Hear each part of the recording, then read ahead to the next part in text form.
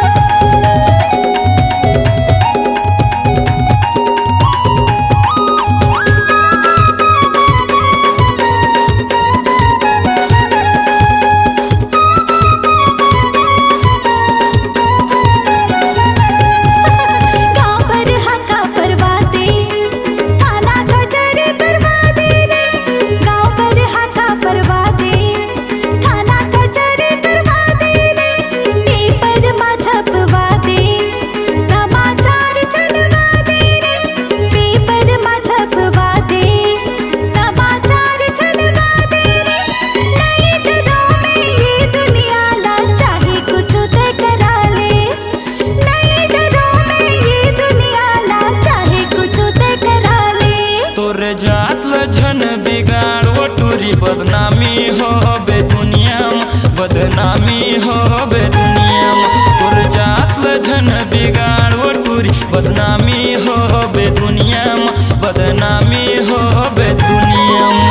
का करते बोला समझात सटोरा मतलब के है दुनिया, मतलब के है दुनिया।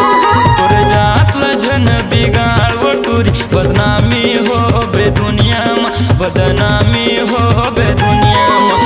मतलब के है दुनिया, मतलब के है दुनिया। बदनामी हो बे दुनिया में, बदनामी हो बे दुनिया में। ये मतलब के है दुनिया, मतलब के है दुनिया। आपकी आवाज ही आपकी पहचान है। यदि आप अपनी आवाज को एक नया आयाम देना चाहते हैं तो चले आइए मल्टी ट्रैक डिजिटल रिकॉर्डिंग के लिए AVM audio video studio Khamtarai Raipur. Mobile number 9301523929 और 7869646201। यदि आप नए एवं पुराने गीत सुनना चाहते हैं तो avmgana.com में जाकर गाना फ्री डाउनलोड करें और YouTube चैनल में AVM गाना और KK कैसेट्स को सब्सक्राइब करें।